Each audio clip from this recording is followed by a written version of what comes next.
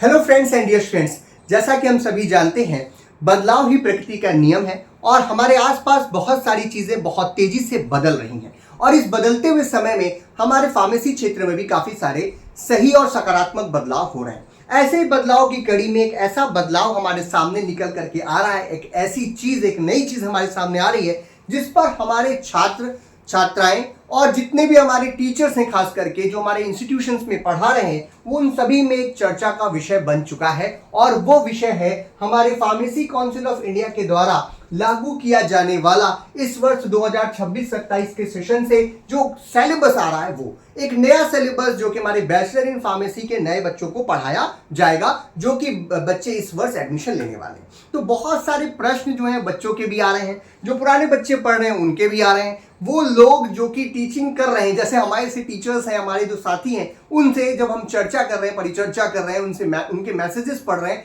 तो बहुत सारा कंफ्यूजन निकल के आ रहा है। क्योंकि कई बार ऐसा होता है कि जब चीज़ें बदलती हैं तो बहुत सारी निगेटिविटी भी फैल जाती है, क्योंकि लोगों को लगता है कि जो चीज़ें थी पहले उसमें क्या खराबी थी, क्यों बदलने की आवश्यकता पड़ती है, या ये क्यों आवश्यक है कि हम एक नए सिलेबस को बच्चों को पढ़ाएं, या जो सिलेबस नया आ रहा है वो पिछले सिलेबस से किस प्रकार से अलग है, उसके लिए क्या पॉजिटिव्स हैं, क्या पॉजिटिव थॉट्स हैं जिनको हमें ध्यान में रख करके, खास करके टीचर्स को और उन नए बच्चों को जिनको ये सब्जेक्ट पहली बार पढ़ने वो जा रहे हैं, या ये जो नया सिलेबस है उसको वो पढ़ने या पढ़ाने जा रहे हैं, तो उनको क्या बातों का ध्यान रखना है या क्यों जरूरी है ये सिलेबस को बदलना। इन सभी बातों पर चर्चा करने के लिए आज मैं आपके सामने आया हूं। आज का जो हमारा टॉपिक रहेगा वो रहेगा द फार्मा 4.0 ब्लूप्रिंट, जिसको मैंने ये टाइटल दिया है, और इसके बारे में हम लोग डिटेल में परिचर्चा करेंगे और जानने की कोशिश करेंगे कि ये सिलेबस क्यों जरूरी है और इस सिलेबस में क्या जरूरी बदलाव हो रहे हैं। तो एक बहुत ही छोटा सा ब्लूप्रिंट मैं आपके सामने रख रहा हूं। इसके बाद के वीडियोस में हम सिलेबस पर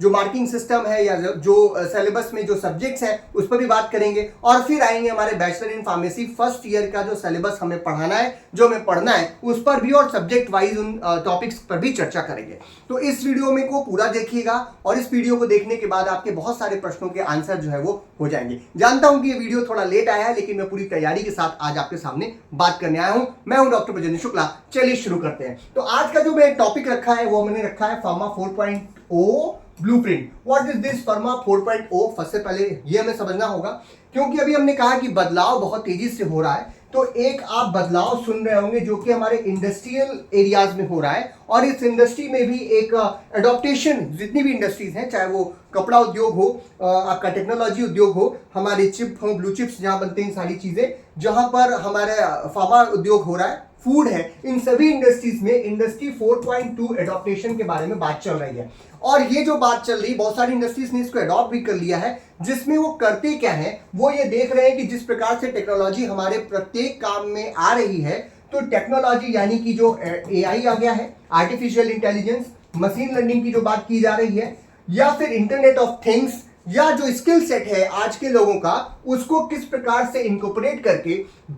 बेहतर प्रोडक्शन और मैन्युफैक्चरिंग की जाए, ताकि प्रोडक्ट की कॉस्ट कम हो, प्रोडक्ट का जो वैल्यू है वो बढ़े, उसकी क्वालिटी कंट्रोल को बेहतर तरीके से किया जा सके, क्वालिटी बाय डिजाइन जैसी बहुत सारी चीजें जो हमें वो देखने को मिल रही हैं, और इन सभी का इनकॉर्पोरेशन कौन कर रहा है? इंडस्ट्री 4.0। अब इस एडॉप्टेशन जो इंडस्ट्री कर रही है, इसी के थ्रू हमारी फार्मास्यूटिकल इंडस्ट्री भी बदल रही है और वो भी फार्मा 4.0 की तरफ जा रही है। तो जो हमारे बच्चे हैं, जो बच्चे इन द सेंस जो आने वाले जो हमारे प्रोफेशनल्स हैं, जो कि बैचलर इन फार्मेसी करके फार्मास्यूटिकल इंडस्ट्री में जाने वाले हैं, हेल्थ सेक्टर में जाने वाले हैं, क्या उनको इस बदलाव से अछूता रखा जाए तो ये सही बात होगी? आप बताइए। ये बिल्कुल भी सही बात नहीं होगी। क्यों? क्योंकि हम पुरानी धारा में अगर बहते चले जाएंगे और हम पुरानी चीजों के साथ रहेंगे, तो आज आप देख रहे हैं, मैं किसी का नाम नहीं लेना चाहता, लेकिन जो हमारी सोसाइटी में भी हो रहा है, आप देख रहे हैं बहुत सारी चीजें जो है बहुत तेजी से बदल रही हैं। लोग अब जागरूक हो रहे हैं। तो जब अगर आप जागरूक हैं तो आपको पता होना चाहिए कि इंडस्ट्री में क्या बदलाव हो रहा है, और उसी के हिसाब से आपके सिलेबस को भी बदलने की आवश्यकता पड़ती है। तो इसी को ध्यान में रख करके आज हम अनपैक करेंगे न्यू फार्मेसी जो बी फॉर्म सिलेबस है, जिसे हम लोग एनईपी 2020 के हिसाब से लागू करने की कोशिश कर रहे हैं, और इसे हम लोग चॉइस बेस्ड क्रेडिट सिस्टम के अंतर्गत भी रखेंगे, जहां पर चॉइस बेस्ड क्रेडिट सिस्टम में आने के बाद आपका जो मन करता है, आपको जो सही लगता है, आप अपने हिसाब से अपनी पर्सनालिटी, अपनी सोच के हिसाब से कोर्सेज को या सब्जेक्ट को चुनने की जो आज़ादी देता है, वो भी इस सिलेबस में आपको देखने को मिलेगा। तो ये सारी चीज़ें क्या है, आइए समझने की कोशिश करते हैं। तो सबसे पहली और ज़रूरी बात जो है, जो हमारा ये सिलेबस है, ये 2026-27 के सेशन से लागू होगा। यानी इस वर्ष जो बैचलर इन फार्मेसी में बच्चे एडमिशन लेंगे पूरे भारतवर्ष में, ऐसा नहीं है किसी स्टेट की बात हो रही है, पूरे भारतवर्ष की बात हो रही है। और इस वर्ष जितने भी बच्चे बैचलर इन फार्मेसी में एडमिशन लेंगे उन सभी को यही सिलेबस, नया वाला सिलेबस जो है पढ़ना है। अब जो पुराने बच्चे पढ़ रहे थे, जिन्होंने पिछले वर्ष एडमिशन लिया, जो भी सेकेंड ईयर, थर्ड ईयर या फाइनल ईयर में है, या क्या नाम है, किसी की कोई बैक रह गई है, कैरी ओवर पेपर है, तो उनके ऊपर ये सिलेबस लागू नहीं होगा। ये सभी सिलेबस जो है वो हमारे नए बच्चों पर लागू होगा। और एक बात और भी, एक प्रश्न और भी आया था एक हमारे टीचर साथी से, कि जो लोग B pharm lateral entry second year में एडमिशन लेते हैं, क्या उन पर ये सिलेबस इस वर्ष लागू होगा? तो उन पर भी ये इस वर्ष नहीं लागू होगा, उन पर अगले वर्ष लागू होगा, जब ये बच्चे सेकेंड ईयर में चले जाएंगे। तो ये चीजें हैं। अब इस पे 3 बहुत ही इंपॉर्टेंट बात है, जो मैं ही पहले ही स्लाइड में आपके सामने रख रहा हूं। पहली चीज ये कि हमें एआई यानी आर्टिफिशियल जो मशीन लर्निंग, जो भी नई टेक्नोलॉजी आ रही है, उसका इंटीग्रेशन किस प्रकार से करना है, वो सिलेबस में आपको देखने को मिलेगा। स्किल बेस्ड जो चीजें हमें बदल सकती हैं, जहां पर हमारी कम्युनिकेशन स्किल बदल जाए, हमारी सोचने समझने की क्षमता बदले, हमारा जो प्रैक्टिकल एंड प्रोफेशनल नॉलेज है वो बढ़े, उसको किस प्रकार से बढ़ाना है बच्चों में, उसके बारे में बात की जाएगी। और आउटकम ड्रिवन जो अप्रोच है उसके बारे में भी बात की जाएगी, कि हम पहले क्या करते थे। जैसे कोई भी कोर्स में आप एडमिशन लेते हैं या किसी भी काम को आप करने जाते हैं, तो हम एक सोच के साथ जाते हैं, एक एम के साथ जाते हैं कि हमें ये काम करना है। तो आपको एक सिलेबस दे दिया गया, आपने उसको पढ़ा, और उसका एप्लीकेशन को अगर आपने नहीं पकड़ा तो आप डिग्री लेकर के चले आएंगे। लेकिन आप जिस दिन एडमिशन ले रहे थे और जब आप पास होकर के निकले, तो आपकी पूरी पर्सनालिटी में अगर बदलाव हो जाता है, आपकी सोच में बदलाव हो जाता है, और आप एकदम गोल के प्रति एकदम बिल्कुल तैयार रहते हैं, कुछ स्पेसिफिक गोल्स आपके हिट हो जाते हैं, तब उसे हम लोग कहते हैं कि वो आउटकम ड्रिवन जो है वो अप्रोच के तहत आ रही है। तो ये सारी बात जो है वो इस सिलेबस में हमें देखने को मिलती है। तो सबसे पहले जो चीज है, क्यों जरूरी है। लोग पूछ रहे थे कि ऐसा क्या हो गया, बहुत सारे लोगों का क्वेश्चन आ रहा है कि ऐसा क्या हो गया कि ये सिलेबस बदला जाए। मेरा खुद का भी क्वेश्चन था, जब पहली बार मैंने इस सिलेबस को देखा या इसका जो पहला ड्राफ्ट देखा, तो मेरे दिमाग में भी एक चीज आई कि क्यों जरूरी है हम सिलेबस को बदलें। इतने सालों से हम इतनी सारी चीजें पढ़ा रहे हैं, बच्चों को इतना कुछ कराते हैं, इतने सारे सब्जेक्ट्स हैं, अब उसमें बदलाव करने की आवश्यकता क्यों है। तो बड़े ध्यान से सोचने पर निकल के आ रहा है कि क्यों जरूरी है। अभी जो हमारा सिलेबस चल रहा है, जो हम ट्रेडिशनली फार्मेसी एजुकेशन दे रहे हैं, जो कि बहुत सालों से चल रहा है, पिछले 15-20 सालों से, जितने सालों से मैं देख रहा हूँ, इसको 20 साल से ऊपर हो गया मुझे देखते हुए। इन समय में क्या होता है कि हमारे सब्जेक्ट्स तो उथल पुथल होते हैं, कुछ टॉपिक इधर उधर जरूर हो जाते हैं, लेकिन बहुत कुछ ज्यादा नहीं बदलता है। तो क्या होता है कि जो हम ट्रेडिशनल फार्मास्यूटिकल साइंसेस हैं, जिसमें हम फार्मास्यूटिक्स की बात कर लें, फार्मास्यूटिकल केमिस्ट्री की बात कर लें, इकोलॉजी कोग्नोसी की बात कर लें, उसकी थ्योरेटिकल नॉलेज बच्चों को देते हैं, उससे जुड़े हुए कुछ प्रैक्टिकल्स हम बच्चों को जरूर कराते हैं, और उस प्रैक्टिकल और इसके साथ ही कुछ हमने ट्रेनिंग वगैरह करा दी, और हम सोचते हैं कि हम बहुत अच्छा काम कर रहे हैं। बट इंडस्ट्री जो है वो बहुत तेजी से बदल रही है, और बहुत सारी चीजें जो है वो इनकॉर्पोरेटेड हो रही हैं, जिसमें मशीन लर्निंग आपको देखने को मिलती है, डेटा एनालिसिस, जो कि बहुत सारे अब फार्मास्यूटिकल इंडस्ट्रीज के साथ साथ जो हमारे बड़े हॉस्पिटल्स हैं, जो हेल्थ केयर सेंटर्स हैं, वहां पर भी हमें डेटा एनालिटिक्स जो है वो देखने को मिल रही है। डिजिटल हेल्थ केयर की जो बात है वो तेजी से फ्लोर पे आ रही है। सिर्फ अब ये कहने की बात नहीं है, ये चीजें अब आपको देखने को मिल रही हैं। ऑटोमेशन हो रहा है, सब कुछ ऑटोमेटिक हो रहा है, मशीन के द्वारा हो रहा है, रोबोट्स के द्वारा हो रहा है। और जो मेडिकल डिवाइसेस वगैरह जैसी चीजें हैं, जो अभी पहले ड्रग के उसमें ही नहीं आती थी, हमारे यहाँ मेडिकल डिवाइसेस के लिए रूल्स एंड रेगुलेशंस बहुत ही कम थे। मेडिकल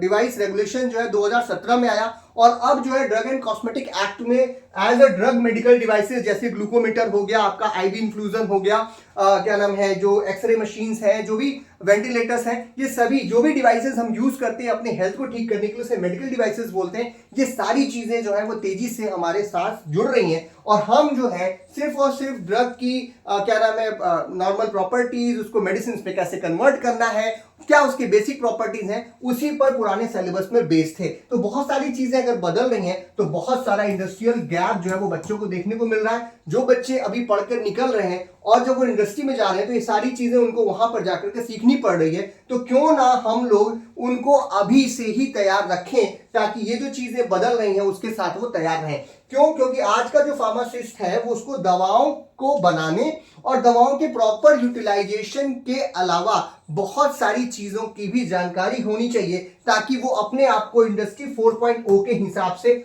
ऑपरेट कर सकें, इंडस्ट्री 4.0 के हिसाब से अपना सिस्टम, मतलब अपने आप को जो सिस्टम अपग्रेड हो रहा है उसके हिसाब से हम भी अपने आप को क्या कर सकें, अपग्रेड कर सकें। तो ये बड़ी अच्छी एक पहल है और इस पहल में हम लोगों को साझेदारी बनना चाहिए। तो ये जो पैराडिग्म शिफ्ट आपको देखने को मिल रहा है, क्या बदल रहा है फार्मेसी 1.0 में, इसको ऐसे नहीं, आप इसको 2.0 3.0 भी बोल सकते हो, जहां पर जो हमारा ओल्ड सिलेबस पढ़ाया जा रहा था, जिसमें काफी बार सिलेबस बदला गया, 2016-17 में भी सिलेबस बदला था, उसके पहले भी बदला गया। तो बहुत सारी चीजें, पहला तो हमारा नॉलेज बेस्ड था ये सिलेबस, जिसमें बहुत सारी नॉलेज जो है वो बच्चे को दी जाती है, बहुत सारा थ्योरेटिकल बात जो है वो बच्चों को बताया जाता है। अब इसी नॉलेज को हम स्किल्स में कन्वर्ट करने की कोशिश करेंगे। मैं आगे कुछ आपको एग्जांपल्स देकर के बात समझाने की कोशिश करूंगा। दूसरा, पहला जो था वो हमारा जो पुराना सिलेबस, उसमें थ्योरी बहुत ज्यादा है और थ्योरी ओरिएंटेड है। आज भी थ्योरी रहेगी, थ्योरी के बिना आपका प्रैक्टिकल्स आप नहीं कर सकते। जब तक आप किसी चीज के प्रिंसिपल को नहीं समझेंगे, तब तक उसकी वर्किंग को आप नहीं समझेंगे, तब तक आप उसके क्या नाम है प्रैक्टिकल्स को परफॉर्म नहीं कर सकते या उसे प्रैक्टिकली परफॉर्म नहीं कर सकते। तो इसीलिए थ्योरी ओरिएंटेड पहले ज्यादा था, बट अभी जो है थ्योरी के साथ साथ प्रैक्टिकल और इंडस्ट्री ओरिएंटेड जो है सिलेबस वो आपको बताया जाएगा या ऐसे सब्जेक्ट्स में इंकॉर्पोरेशन किया जाएगा। लिमिटेड इलेक्टिव सब्जेक्ट्स पहले हुआ करते थे, खास करके अगर आप ध्यानपूर्वक अपने सिलेबस को देखेंगे तो जब हम 4th ईयर में पहुंचते थे 7th सेमेस्टर में, तो हमसे कहा जाता था कि आप कुछ प्रैक्टिस स्कूल करिए। सोचिए कि अभी तक आपने 6 सेमेस्टर में जो भी पढ़ाई की है उस पर आप कुछ प्रोजेक्ट्स करते हैं, छोटे छोटे प्रोजेक्ट्स करते हैं, और 8th सेमेस्टर में हम आपको एक सीरीज ऑफ 11-12 सब्जेक्ट्स दे देते थे और कहते थे कि अपनी स्किल के हिसाब से, अपनी सोच के हिसाब से कोई 2 सब्जेक्ट जो आपको जिस क्षेत्र में जाना है उससे जुड़े हुए 2 सब्जेक्ट्स आप पढ़िए और पढ़ करके जो है आप इलेक्टिव लीजिए। लेकिन अभी जो है ये लिमिटेड इलेक्टिव जो है वो फ्लेक्सिबल इलेक्टिव्स में जाएंगे। मैं अभी आगे की स्लाइड्स में आपको दिखाऊंगा। नंबर ऑफ सब्जेक्ट्स जो है वो दिए जा रहे हैं, सेकंड सेमेस्टर से ही ये शुरू हो जा रहा है, फर्स्ट सेमेस्टर के बाद से, जहां पर बच्चे को अपनी स्किल्स को किस प्रकार से वो आगे ले जाना चाहता है, किन क्षेत्रों में वो काम करना चाहता है, उसके हिसाब से वो इलेक्टिव्स चुन सकता है कि वो इंडस्ट्री में जाना चाह रहा है, हेल्थ केयर क्या नाम है टीम के साथ काम करना चाह रहा है, हॉस्पिटल्स में काम करना चाह रहा है, या अपना खुद का कुछ काम करना चाह रहा है। तो उसके हिसाब से इलेक्टिव्स को वो चुन सकता है और उस क्षेत्र में प्रैक्टिकली, ये सिर्फ थ्योरेटिकल इलेक्टिव्स नहीं है, इसमें प्रैक्टिकल इलेक्टिव्स भी, यानी वो प्रैक्टिकली भी उसमें काम सीख सकता है। और जो एक सबसे खास बात है हमारे पुराने वाले सिलेबस में, उसमें artificial intelligence, machine learning, internet of things जैसी चीजें जो आज की टेक्नोलॉजी है, जो आज हमारे जीवन का पार्ट बन चुकी है, उस पार्ट का प्रयोग नहीं किया गया। अब आप कहेंगे कि सर पार्ट अगर बन गया है और चीजें बदलाव हो ही रही हैं, तो ये बहुत ही टफ समय भी है कि हम पीछे ना रह जाए, हमको टेक्नोलॉजी के साथ जाना है। तो ये सिलेबस जो है वो आपके एआई को पहले ही सेमेस्टर के साथ ही, पहले फर्स्ट ईयर के बच्चों के साथ ही उसको इनकॉर्पोरेट कर रहा है और धीरे धीरे आगे लेकर के जा रहा है। अब यहाँ पे बहुत सारे प्रश्न उठ रहे हैं हमारे टीचर्स के, हमारे साथियों के, हमारे बच्चों के, कि अब इतना सारा एआई डाल देंगे तो पढ़ाएगा कौन? बिल्कुल टफ होगा। कैसे पढ़ेंगे? थोड़ा सा तो टफ हो जाएगा क्योंकि कुछ नया आएगा तो टफ तो होगा ही, लेकिन अगर हम उसे सीखेंगे नहीं तो फिर हम अपने आप को अपग्रेड नहीं कर पाएंगे और इंडस्ट्री में हमारी फिर उपयोगिता जो होगी वो धीरे धीरे कम होने लगेगी। तो इसको हमें समझना पड़ेगा। जैसे इस स्लाइड को ही मैंने जो है, मान लीजिए किसी एआई क्या नाम है उसके थ्रू बनाया हुआ है, बहुत सारे एआई टूल्स आपके आसपास अवेलेबल है, तो ये आपको देखने में अच्छा लग रहा है। यही पॉइंट्स अगर मैं हाथ से लिख करके ले आता तो शायद आपको उतना अच्छा नहीं लगता। तो जो भी चीजें बदल रही है, टेक्नोलॉजी बदल रही है, उसका सही प्रयोग करना आवश्यक भी है। ऐसा नहीं कि हम सिर्फ टेक्नोलॉजी पे शिफ्ट हो जाए और आराम बैठे तो फिर हमारी जॉब्स तो कोई भी खा लेगा। तो हमें क्या करना होगा, टेक्नोलॉजी को अपने साथ लेना होगा, उसको समझना होगा, और वो समझने के लिए ये सिलेबस जो है आपका मदद करता है। आगे बढ़ते हैं और अब देखते हैं कि कौन से कोर ऑब्जेक्टिव्स हैं जो ये सिलेबस जो है टिक करता है, या अगर हम सही तरीके से सिलेबस को लागू करा पाए, या हम सही तरीके से सिलेबस को इनकॉर्पोरेट कर पाए, बच्चों के बीच में इसके क्या नाम है कोऑर्डिनेट कर पाए टीचर्स और बच्चों के साथ, तो क्या क्या चीजें जो है वो एक नए मॉडल में हमारे बच्चे को तैयार करेंगे और एक नया फार्मासिस्ट जो है वो निकल करके मार्केट में आएगा। तो सबसे इंपॉर्टेंट चीज है वो है आपका नॉलेज। नॉलेज से कोई समझौता नहीं होना चाहिए। मैं फिर से कह रहा हूँ, theoretical classes are very much important. हम यूट्यूब पे जो आपको क्लासेस देते हैं वो थ्योरेटिकल क्लासेस जनरली होती हैं, बट थ्योरेटिकली अगर कोई आदमी साउंड नहीं है तो प्रैक्टिकली भी वो साउंड नहीं होगा। इस बात को आपको समझना पड़ेगा। तो जो फार्मास्यूटिकल की जो नॉलेज है, जो स्ट्रॉन्ग फार्मास्यूटिकल नॉलेज है, जैसे कि सब्जेक्ट्स हैं, जैसे केमिस्ट्री हमारा फार्मास्यूटिकल केमिस्ट्री हो गया, फार्माकोग्नोसी हो गया, फार्माकोलॉजी हो गया, जो ह्यूमन एनाटॉमी फिजियोलॉजी का जो पूरा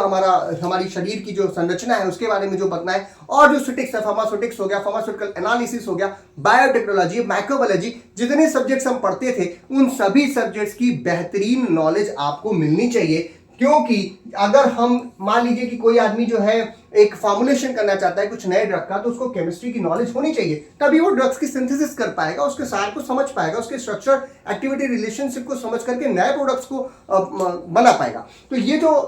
बेसिक नॉलेज है, ये नॉलेज आपको होनी चाहिए। सबसे इंपॉर्टेंट कोर ऑब्जेक्टिव या कोर वैल्यू जो है वो एक फार्मेसी स्टूडेंट में होनी चाहिए। इसके बाद जब उसके पास नॉलेज है देन वो दूसरी चीज की तरफ बढ़ता है। द सेकंड चीज इज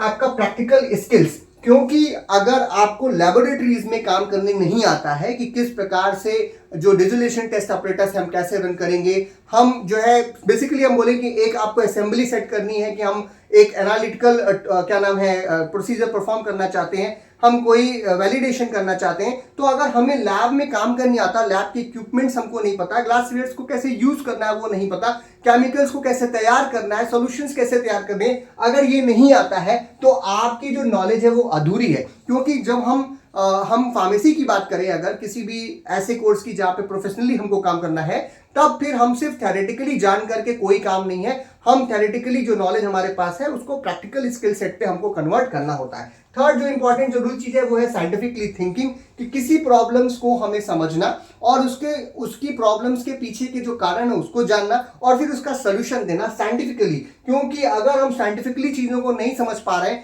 तो हम सिर्फ क्या नाम है बहाने बना करके और इधर उधर करके निकल जाते हैं। जैसे कि अगर मान लीजिए कोई रिसर्चर है और वो जानना चाहता है कि कोई भी जो ड्रग है उसका डिसोल्यूशन क्यों सही से नहीं हो रहा, या कोई ड्रग है जो कि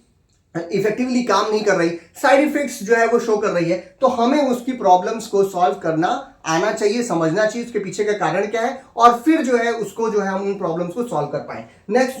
जो बहुत इंपॉर्टेंट चीज है जो कि छूट रही थी पहले कहीं, वो है इथिक्स। इथिक्स क्या है? इथिक्स बहुत इंपॉर्टेंट चीज है जो कि मैं कहना तो नहीं चाहता था, मैंने कभी फेसबुक पे भी उस तरीके से नहीं लिखा उस चीज के बारे में, लेकिन आज आप लोगों से जरूर बोलूंगा कि ethics are so much important thing जिसको हम लोग भूलते चले जा रहे हैं। मैं कह रहा हूं कि जैसे अभी एक मुद्दा जो आजकल बहुत ज्यादा चल रहा है पेपर लीक का, मैं कह रहा हूं कि कोई व्यक्ति जापान जैसे देश में या किसी अच्छे डेवलप कंट्रीज में या अच्छी सोसाइटी में, मान लीजिए एक व्यक्ति है जो कि ये कह रहा है कि चलो एक कोई पेपर है उसको लीक कर देते हैं, तो क्या जो वहां की जनता है, जो स्टूडेंट्स हैं, जो उनके पेरेंट्स हैं, वो कौन है, क्या वो तैयार होंगे, या जो वो कौन टीचर हैं जो कि तैयार होंगे क्या कि लीक किए हुए पेपर को हम ले खरीदे या उसको पढ़ करके हम पास हो जाएं? क्या हम चीटिंग करने के लिए तैयार हैं? अगर हम नहीं करते तो सोसाइटी अपने आप अच्छी हो जाती है। इथिक्स का मतलब यह है कि एज ए टीचर मैं कोई पेपर तैयार करता हूं और सिर्फ चंद कुछ रुपयों के चक्कर में किसी भी बच्चे को पास जाकर कहता हूं कि तुम्हें अगर पास होना है तो बच्चा ये पेपर जो है मैं बनाया हूं, ये क्वेश्चंस तुम ले लो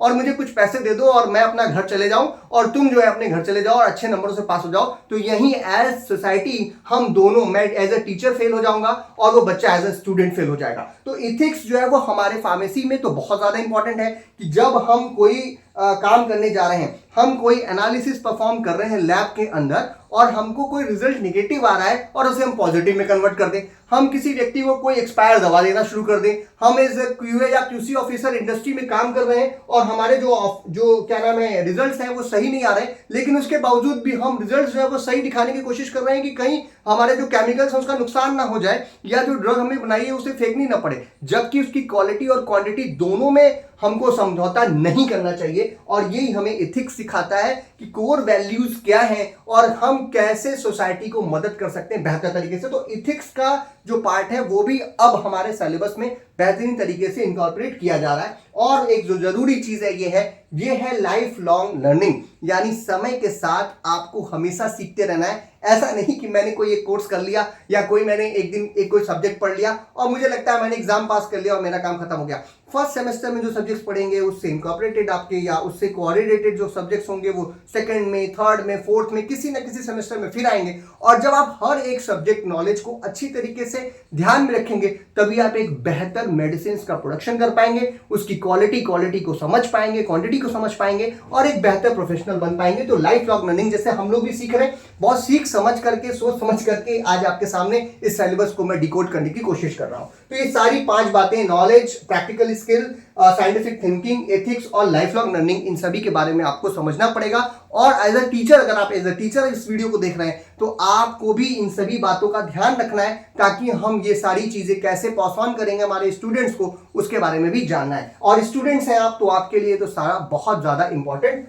हो जाता है। तो अगर हम इथिक्स की बात करें, लाइफ लॉन्ग लर्निंग की बात करें, तो काफी सारी प्रॉब्लम हम खुद भी सही कर सकते हैं। सोसाइटी में जो प्रॉब्लम्स हैं उनको भी हम लोग सॉल्व कर सकते हैं। नेक्स्ट आगे बढ़ते हैं। अब कुछ चीजें जो है, जो कि यहाँ पर हमारे सिलेबस में आप जाओगे, जब सिलेबस पढ़ना शुरू करोगे तो ग्रेजुएट क्या नाम है, एप्टीट्यूड के एट्रीब्यूट्स के नाम पे 10 जो है आपको डिफरेंट पॉइंट्स वहां पे दे रखे हैं, जिसमें बहुत सारी इंपॉर्टेंट चीजें, जैसे इथिक्स मैंने कहा इट इज सो इंपॉर्टेंट, और हमारी जो साइंटिफिक थिंकिंग है it is also so important. बस बहुत सारी चीजें जैसे कम्युनिकेशन स्किल्स है, जो हमारा टेक्नोलॉजी को समझना है वो है, या हमारी जो प्रैक्टिकल नॉलेज है उसके बारे में जानना है, स्किल सेट को इंपॉर्टेंट दे रहा है उसमें, और जो नॉलेज है उसके बारे में बात कर रहे हैं। तो बहुत सारी चीजें वो कह रहे हैं, लेकिन हम एक इंपॉर्टेंट एग्जाम्पल ले रहे हैं। जैसे मान लीजिए कि कोई हमने लैब में टेस्ट परफॉर्म किया डिसोल्यूशन टेस्ट ऑपरेटर्स के साथ, और ये पता चला कि एक जो टैबलेट है वो फेल हो रही है डिसोल्यूशन टेस्ट में, तो क्या हम सिर्फ रट करके जवाब तो नहीं दे रहे कि क्यों फेल हो गया। हम जानने की कोशिश करें कि उसके पीछे का क्या रीजन है, और क्या बदलाव अगर हम करें तो डिसोल्यूशन जो है वो बेहतर तरीके से हम प्राप्त कर सकते हैं, और वो फिर किस प्रकार से किसी पेशेंट को मदद करने वाला है। तो जो भी कुछ हम पढ़ रहे हैं, मान लीजिए कि मैं हमेशा कोशिश करता हूं कि जो भी चीज हम पढ़ने जा रहे हैं, पढ़ाने जा रहे हैं, मैं केमिस्ट्री पढ़ाता हूं, मैं आपको केमिस्ट्री पढ़ाने जा रहा हूं, और हमने आपसे कहा कि चलिए आज हम लोग जो है एक क्या नाम है, लिमिट टेस्ट पढ़ेंगे फर्स्ट ईयर में। तो अगर हम लिमिट टेस्ट पढ़ रहे हैं तो उसका क्या एप्लीकेशन है, क्यों ये टेस्ट में ये कलर्स प्रोड्यूस हो रहे हैं, या प्रेसिपिटेट क्यों आ रहा है, क्यों नहीं आ रहा, क्यों ज्यादा आ रहा है, क्यों कम आ रहा है, ये सारी चीजें आपको समझनी होगी। और ये समझने को ही हम क्या कहते हैं, साइंटिफिक थिंकिंग बोलते हैं। क्यों, क्या, कब, कैसे, कहां, ये 5 बातों की जानकारी अगर हमें प्रत्येक टॉपिक के बारे में हो तो हमें वो टॉपिक हमेशा के लिए समझ में आ जाता है, और हम अपनी क्रिटिकल थिंकिंग के साथ उसको मैच अप भी कर सकते हैं। दूसरा इथिक्स के बारे में भी मैंने बात की, मैं फिर से बोलूंगा, मैं बार बार बोलता रहूंगा, क्योंकि इथिक्स बहुत इंपॉर्टेंट है। आप कुछ लिख रहे हैं, ध्यानपूर्वक देखिए, आपको जो आप तैयारी कर रहे हैं वो आप ध्यानपूर्वक कीजिए, आप कोर्स कर रहे हैं उसको आप ध्यानपूर्वक कीजिए, और किसी भी तरीके से कोई भी गलत कदम मत उठाइए। सही और गलत की जानकारी हम सभी को होती है, बट हमें समझना होगा कि व्हाट इज मस्ट इंपॉर्टेंट, और क्या हमें करना है और क्या हमें नहीं करना, ये हमें एथिक्स से ही पता चलता है। जो हमें बचपन से हमारे माता पिता हमें दे रहे हैं, हमारी सोसाइटी दे रही है, हमारे टीचर्स हमको दे रहे हैं, वो सही गलत के बीच का फैसला समझिए। जैसे कभी भी कोई एक्सपायर्ड मेडिसिन मत बेचिए, कोई भी ऐसी चीजें स्टोर मत कीजिए, ऐसे शेड्यूल एक्स या शेड्यूल H1 ड्रग्स को किसी को फ्री में मत दे दीजिए। अगर मान लीजिए कि मैं एक फार्मासिस्ट हूं और दुकान में बैठा हूं और मेरे पास पेशेंट आ रहे हैं, तो सिर्फ पैसे कमाने के लिए मैं गलत दवाओं का प्रयोग नहीं होने दूंगा, ये हमें ध्यान रखना है। या हम प्रोडक्शन के समय गलती नहीं कर सकते, हम क्वालिटी कंट्रोल के समय नहीं कर सकते, और एज ए स्टूडेंट अगर आप पढ़ने आ रहे हैं, आप पढ़ रहे हैं, तो उसमें भी आपको इथिक्स का ध्यान रखना पड़ेगा। आपकी अटेंडेंस अच्छी होनी चाहिए, आप लैब में अटेंटिव होने चाहिए, आप जब ट्रेनिंग करने जाते हैं तो आप अच्छे से ट्रेनिंग कीजिए, अपने टीचर्स के साथ मिल करके काम कीजिए, और जो टीचर्स हैं उनके भी इथिक्स हैं कि वो कभी भी कोई गलत बात बच्चों को नहीं समझाएंगे, कोई शॉर्टकट रास्ता उनको नहीं दिखाएंगे, और डिटेल में चीजों को समझाएंगे, आसान बनाने की कोशिश करेंगे, लेकिन काम चोरी नहीं करेंगे। तो इथिकली जो है वो सब कुछ सही होगा। और ये सिलेबस में ये दोनों चीजें जो है आपके साथ आ रही हैं, बाकी 10 एट्रीब्यूट्स और भी हैं जो आगे हम लोग डिस्कस करते रहेंगे। अब बढ़ते हैं एक बड़ी इंपॉर्टेंट चीज के बारे में। बहुत सारे लोग पूछते हैं कि कौन कौन से नए सिलेबस आ रहे हैं। तो जो पुराने सिलेबसेस हैं वो सब तो हैं ही, जैसे कि आपका केमिस्ट्री हो गया, माइक्रोबायोलॉजी हो गया, बायोटेक्नोलॉजी हो गया, फिजिक्स हो गया, जनरल फार्मेसी, वो सारे सब्जेक्ट्स हैं। बट क्या नया है उसको 3 भाग में हम लोग बांट सकते हैं। पहला जो इंपॉर्टेंट जो नई चीजें हमें देखने को मिल रही हैं वो डेटा टेक और आर्टिफिशियल इंटेलिजेंस, जो नई टेक्नोलॉजी आ रही है उस टेक्नोलॉजी के बारे में हम बात करेंगे। तो कुछ सब्जेक्ट्स जो हमें देखने को मिल रहे हैं, बेसिकली पहला तो जो है वो basics of Python language and programming, क्योंकि ये इट इज इंपॉर्टेंट क्योंकि ये सबसे सिंपलेस्ट प्रोग्रामिंग की लैंग्वेजेस में से एक होती है। और जो है जो भी सॉफ्टवेयर डेवलप करने हैं, जो फार्मेसी में हमको या कंप्यूटर एडेड ड्रग डिजाइन के बारे में जानना है, तो हम इससे बेहतर तरीके से समझ सकते हैं। मशीन लर्निंग के बारे में, जो एआई की एप्लीकेशंस है फार्मास्यूटिकल साइंसेस में, हवाई बात नहीं करनी, जो एआई के जनरल एप्लीकेशंस हैं, इस समय जो एप्लीकेशंस हैं उनको हम कैसे यूज करेंगे। बहुत सारी कंपनीज, अगर आप थोड़ा सा पढ़े, रोश है, वो फाइजर है, नोवार्टिस है, वो आर्टिफिशियल इंटेलिजेंस को मैन्युफैक्चरिंग प्लांट्स में इंक्लूड कर रहे हैं। और ऐसे बहुत सारे जो बड़े हमारे क्या नाम है हॉस्पिटल्स की चेन है, जैसे अपोलो फार्मेसी हो गया, फोर्टिस हो गया, मेदांता हो गए, इनको अगर आप देखें, एम्स हो गया, इन सभी जगहों पर जो प्रिस्क्रिप्शन एरर्स को हटाना है, प्रिस्क्रिप्शन को जो पेशेंट को देना है, या जो डेटा रखना है डॉक्टर्स का, डॉक्टर्स और पेशेंट्स के बीच का, वो सारा कुछ जो है वो क्लिनिकल एप्लीकेशंस के रूप में भी एआई में वो लेकर के इनकॉर्पोरेट कर रहे हैं। तो ये चीजें अब होने लगी हैं। एथिकल जो एआई है फार्मेसी में, वो और डाटा एनालिसिस, ये सब कुछ जो है वो हमको आपको नए सब्जेक्ट के रूप में यहाँ पर देखने को मिलेगा। अगला है एडवांस मैन्युफैक्चरिंग एंड साइंस। जो एडवांस मैन्युफैक्चरिंग साइंस है, जो मैन्युफैक्चरिंग है और जो साइंस है, उसको जो इनकॉर्पोरेट करने की जरूरत है। जैसे कंप्यूटर एडेड ड्रग डिजाइन जो पहले भी था बट अब है, अब इसमें टेक्नोलॉजी ज्यादा जुड़ रही है, तो उसको समझना जरूरी है। फार्मा 4.0 की जो बातें हैं उसमें, जिसमें एआर और वीआर, एआर होता है हमारा ऑगमेंटेड रियलिटी और ये होता है वर्चुअल रियलिटी। ऑगमेंटेड रियलिटी का मतलब ये होता है कि मान लीजिए कि मैं कंप्यूटर सिस्टम में, जैसे कि मैं आपके सामने बहुत सारी पिक्चर्स रखने की कोशिश कर रहा हूं, इसको 3 डायमेंशनल फेज में रखूं। मान लीजिए किसी मॉलिक्यूल को किसी प्रोटीन के साथ हमको बाइंड कराना है या रिसेप्टर के साथ हमको बाइंड कराना है, तो बस 3 डायमेंशनल स्ट्रक्चर हमने बनाया और बिना पेशेंट को खिलाए हम कंप्यूटर सिस्टम पे ही उसको चेक करने की कोशिश कर रहे हैं कि क्या ये बाइंड करेगा नहीं करेगा, कौन से साइड इफेक्ट्स ये शो करेगा या नहीं करेगा। ये आता है हमारे ऑगमेंटेड या एआर रियलिटी के अंतर्गत। लेकिन जो वर्चुअल रियलिटी होती है उसमें हम पूरा एक सिस्टम मॉडल ही बना देते हैं, जिसमें हमें लगता है हम एक पूरी दुनिया बनाएंगे वर्चुअली, और उसके अंदर से गेम्स वगैरह आप खेलते हैं, उसके अंदर जाकर के हम जो है जानने की कोशिश करेंगे कि क्या प्रॉब्लम्स आ रही हैं। तो ये वीआर और एआर अब आ रहा है, रियलिटी में भी है। इसके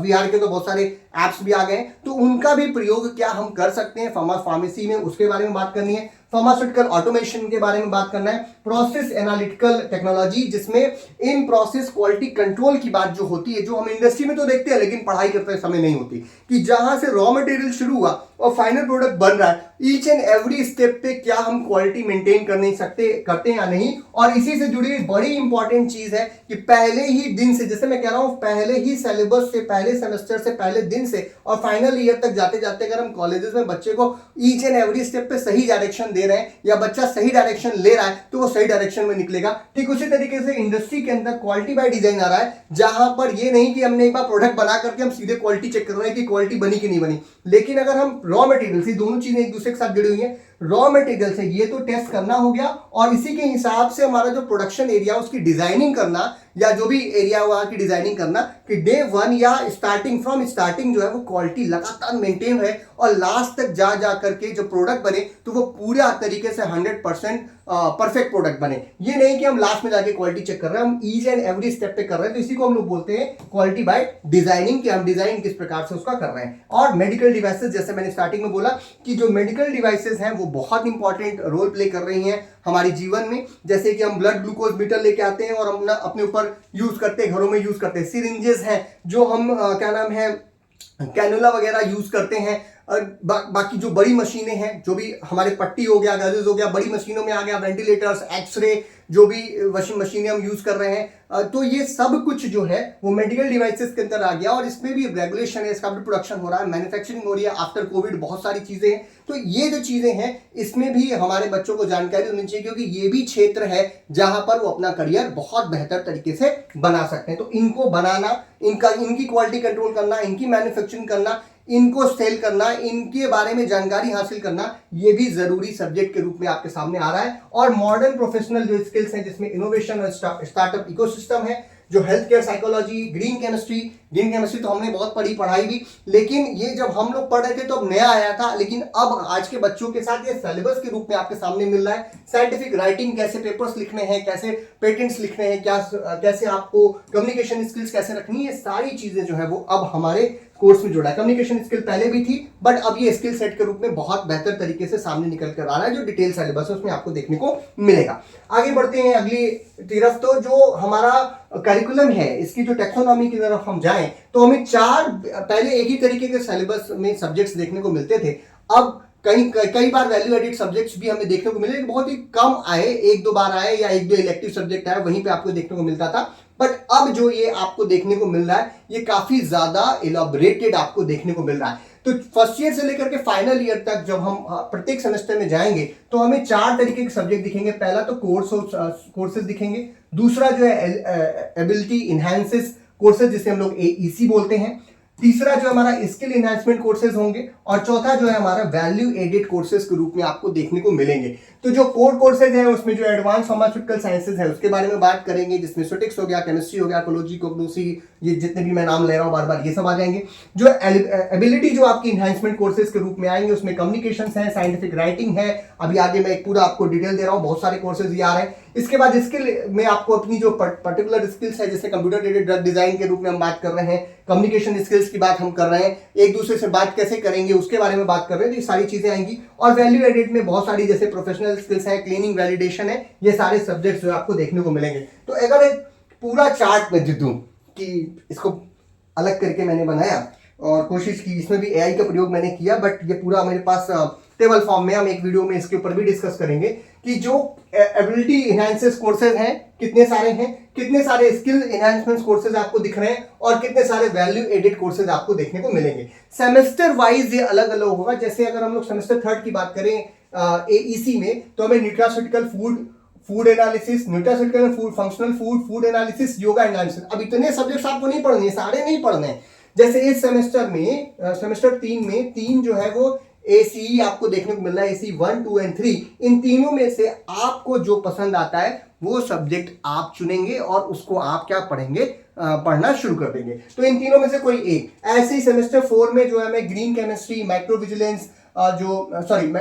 मटेरियो विजिलेंस, जिसमें scientific writing, next drug store business management, career building, cultivation, medicinal plant, active pharmaceutical ingredient and excipient science, ये सब देखने को मिलता है। सेमेस्टर 7 में हमको CGMP, जिसमें करंट गुड मैन्युफैक्चरिंग प्रैक्टिसेस हो गया, pharmaceutical automation, modern technology in cell biology, medical devices, transformation of food waste into medicinal product, biosimilarities, vaccines and macromolecules. ये वैक्सीन वगैरह बहुत ही कम था सिलेबस में, अब ये सब कुछ आ रहा है आपके सामने। और लास्ट जो सेमेस्टर है हमारा, वहां पर हमें ये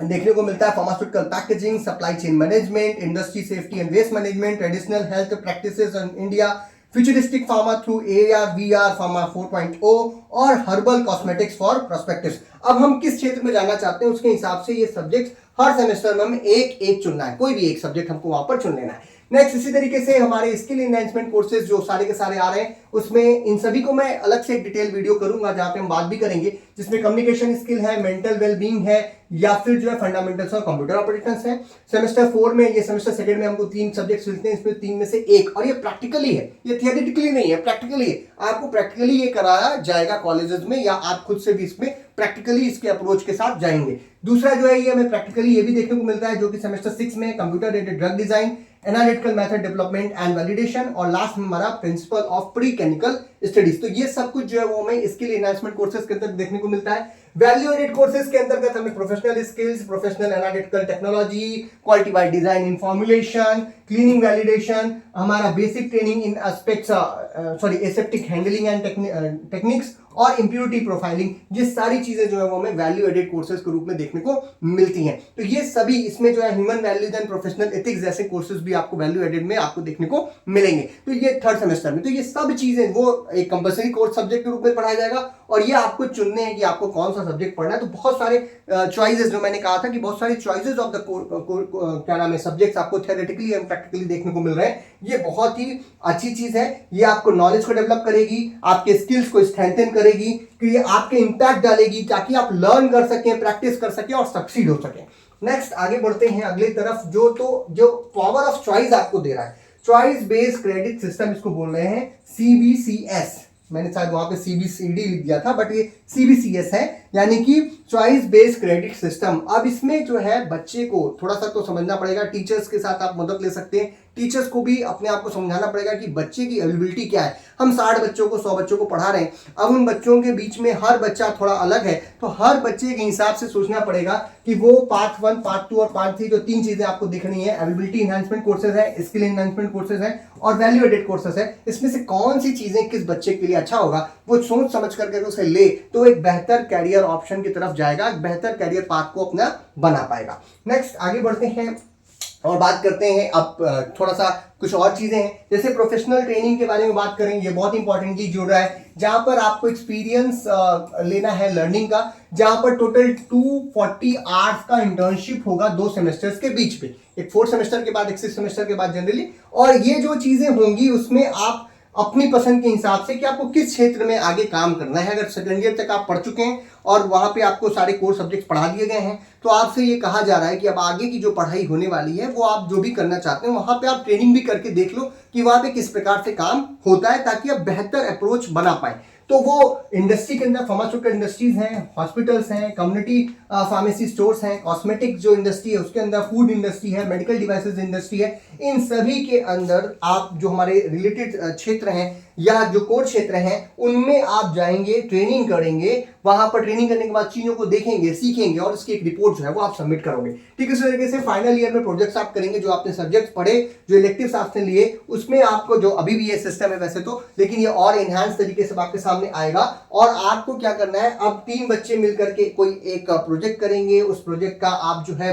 प्रेजेंटेशन तैयार करेंगे और अपने जो एक्सटर्नल गाइड आएंगे या जो भी एग्जामिनर आएंगे उनके सामने आप उसको प्रस्तुत करेंगे और एक डिटेल डिजाइन भी बनाएंगे। तो साइंटिफिक राइटिंग भी आप सीखोगे, कंप्यूटर की नॉलेज भी आपकी इनहैंस होगी और जो क्रिटिकल थिंकिंग है, जो एनालिटिकल थिंकिंग है, वो भी आपकी क्या हो जाएगी, इनहैंस होगी। तो ये चीजें आपके लिए बहुत इंपॉर्टेंटली यहाँ पर ऐड हो रही हैं। पास होने के लिए क्या करना है, मैं एक पूरा भी एक सिस्टम जो है इसमें जो क्या नाम है, मार्किंग सिस्टम है, इवैल्यूएशन सिस्टम, उस पर एक वीडियो जरूर करूंगा, लेकिन शॉर्ट में आज आपको बता दे रहा हूं कि यहाँ पर जो भी पुराना सिलेबस है उसमें भी 50% मार्क्स लाने पर प्रत्येक सब्जेक्ट में आप पास होते हैं। इसमें क्रेडिट सिस्टम रहेगा, 3 तरीके के सब्जेक्ट हमको देखने को मिल रहे हैं। एक तो जो कोर सब्जेक्ट है उनकी जो क्रेडिट पॉइंट्स है वो ज्यादा है, 4 है, जो 3 क्रेडिट सिस्टम है, और एक 2 और 1 क्रेडिट का है, जो ये भी हमारे जो AEC वाले कोर्सेज हैं या वैल्यू एडेड कोर्सेज है उनके जो क्रेडिट पॉइंट्स है 2 और 1 है। तो उन सभी में हर एक सब्जेक्ट में की जो मार्किंग सिस्टम है वो भी अलग अलग है, कोई 100 नंबर का है, कोई 75 नंबर का है, कोई 50 नंबर का है, 3 मार्किंग सिस्टम है। लेकिन प्रत्येक सब्जेक्ट में आपको पास होने के लिए 50% मार्क्स लाना जरूरी है। अब ये 50% मार्क्स का भी जो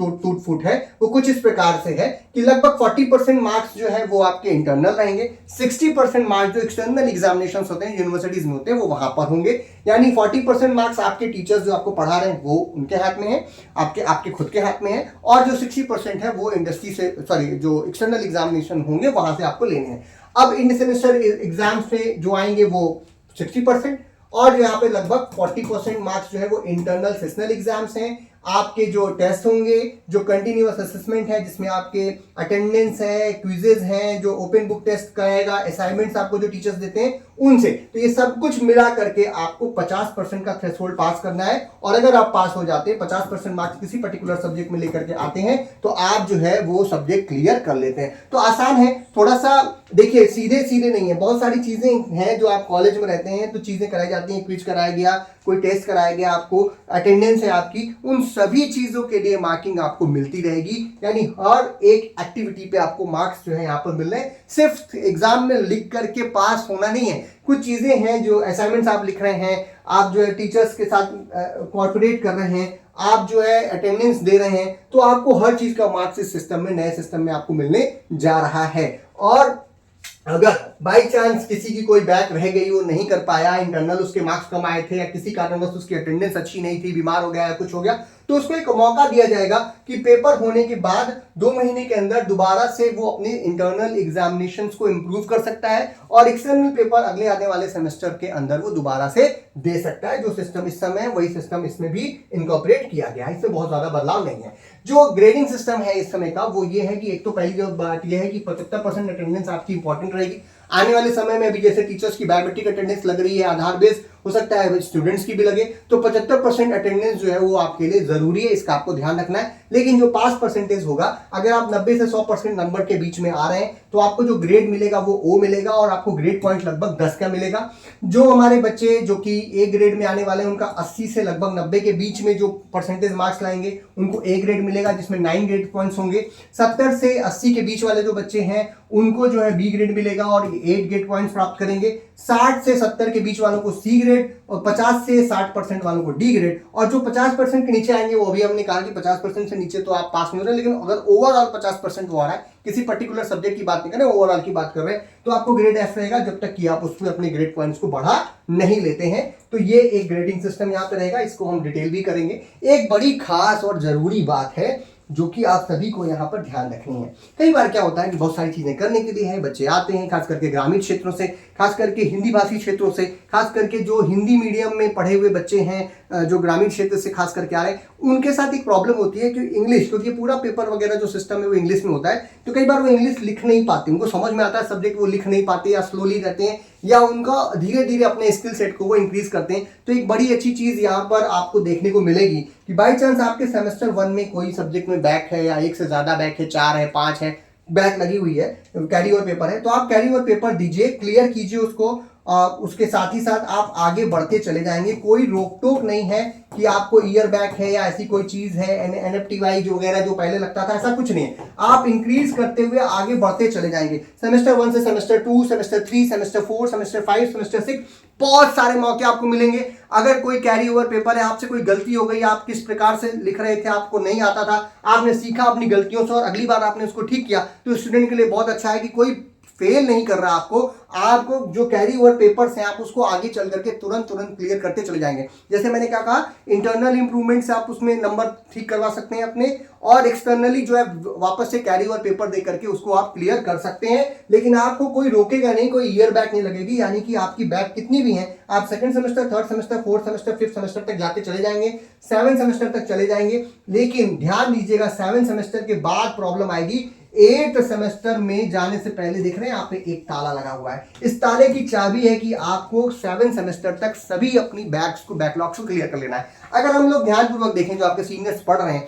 जो भी कॉलेजेस में बच्चे पढ़ रहे हैं, हमने देखा है कि फर्स्ट ईयर सेकंड ईयर में थोड़ी बैक्स लग जाती हैं। कई बार बच्चे लापरवाही करते हैं, या जैसे मैंने कहा किसी की प्रॉब्लम है अंग्रेजी की लिखने की, तो वो generally third year final year तक पहुंचते अपनी सारी बैक्स क्लियर कर लेता है। तो उसको इतने सारे मौके पहले नहीं मिलते थे, क्योंकि फिर उसको सेकंड ईयर में ही रोक लिया जाता था कि वो थर्ड ईयर में नहीं जाएगा, थर्ड ईयर में रोक लिया जाता था कि फाइनल में जाएगा, या ईयर बैक लग जाती थी। अब वो नहीं है, वो अपनी प्रॉब्लम्स को सॉल्व कर ले और सारे बैक्स अपने क्लियर रखे, ताकि वो 7 सेमेस्टर तक अगर उसने सारी बैक्स अपनी क्लियर कर दी, यहाँ पे 7 सेमेस्टर होना चाहिए, 7 सेमेस्टर तक अगर वो सारी क्लियर अपनी बैकें क्लियर कर लेगा 6 एंड 7 तक, तो फिर वो 8 सेमेस्टर में जाएगा। अगर कोई बैक रहेगी तो फिर जो है वो 8 सेमेस्टर में तब तक नहीं जाएगा जब तक कि अपनी बैक क्लियर कर ले। 1 महीना 2 महीना लगे, 2 महीने बाद वो एग्जाम दे करके या 6 महीने के अंदर एग्जाम दे करके वापस से 8 सेमेस्टर में वो आ सकता है। लेकिन 7 सेमेस्टर तक कोई नहीं रोकेगा, फॉरवर्ड करते चला जाएगा, आगे बढ़ते चला जाएगा। लेकिन 8 सेमेस्टर में तभी जाएगा जबकि 7 सेमेस्टर तक की सभी बैक्स उसकी क्या होंगी, क्लियर होंगी। अगर बैक क्लियर है तो वो 8 सेमेस्टर में जाएगा। इसका आपको ध्यान रखना है, ये एक अच्छी चीज भी है, लेकिन ये इसको टेकन फॉर ग्रांटेड मत कीजिए। कोशिश कीजिए कि आपकी कोई भी कैरी ओवर या बैक पेपर्स नहीं लगे, ठीक है। तो ये एक बड़ी इंपॉर्टेंट बात हो गई। आगे बढ़ते हैं, अब लास्ट उसमें चल रहे हैं कि जो हमारा अब जो ग्रेजुएट निकलेगा 4.0, हम ग्रेजुएट बोल रहे हैं, जो आगे आने वाले 4 सालों में तैयार होकर के निकलेंगे, तो उनके लिए बहुत सारा जो है अपॉर्चुनिटी रहेगा। केवल फार्मास्यूटिकल इंडस्ट्री नहीं, ये हमारा फार्मास्यूटिकल इंडस्ट्री है और इसमें जो है बेसिकली हम बच्चे को तैयार करते हैं manufacturing, production, QA, QC, R&D, raw material section, finish product के लिए। देखिए हम बहुत सारी चीजें जो है वो बदल रही हैं, तो वो quality assurance, quality control, in process quality control, हमारा क्यूबीडी, या फिर जो है ड्रग डिस्कवरी, क्लिनिकल रिसर्च, इन सब के लिए जो पुरानी चीजें थी उसमें और बेहतर तरीके से कोर इंडस्ट्री में काम कर सकता है। टेक और डेटा के साथ आर्टिफिशियल इंटेलिजेंस और हेल्थ केयर में डिजिटल हेल्थ और फार्माकोविजिलेंस इत्यादि के लिए वो तैयार है, और इन क्षेत्रों में बहुत सारी नई जॉब्स आ रही हैं, उन नई जॉब्स के लिए वो तैयार रहेगा।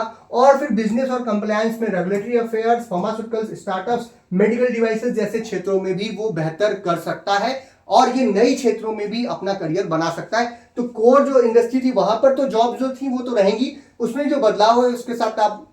आएंगे। बट नए जो क्षेत्र हैं जो अभी बहुत तेजी से ग्रो कर रहे हैं, वहां के लिए भी हमारा जो स्टूडेंट है वो तैयार रहेगा। मैं ये भी कहूंगा कि जो हमारे इस समय जो बच्चे पढ़ रहे हैं, जो हम टीचर्स जो बच्चों को पढ़ा रहे हैं, उनको भी इन क्षेत्रों के बारे में थोड़ी थोड़ी जानकारी अपने थ्रू ही देते रहें और वो लेते रहें, ताकि वो तैयार रहें, आने वाले समय में जो बदलाव हो रहे हैं उसके लिए तैयार रहें, ताकि जो भी स्टूडेंट्स आएंगे उनकी स्पेसिफिक स्किल्स जो है वो बढ़ी रहें, जिसकी वजह से जो ग्रेजुएट्स हैं वो ट्रेडिशनल नॉलेज या ट्रेडिशनल वे में अपने आप को आगे न लेकर के जाएं, बल्कि वो एक टॉप टियर टेक्नोलॉजी ड्राइवन जो हेल्थ केयर करियर्स हैं उसके बारे में बात कर सकें। एक शब्द आया था, क्या नाम है, आउटकम। जो आउटकम की हम बात कर रहे थे, तो एक शब्द है आउटपुट, यानी कि जो हम काम कर रहे हैं उसका क्या रिजल्ट होगा, और दूसरा शब्द है जो कि हम कह रहे हैं आउटकम बेस्ड अप्रोच। तो जो आउटकम बेस्ड अप्रोच है, इसमें है टोटल जो चेंज है वो होने की आवश्यकता है, क्या स्पेसिफिक गोल्स हैं जिनको आप पाना चाहते हैं, तो ये सभी चीजें जो है वो आपको वहां पर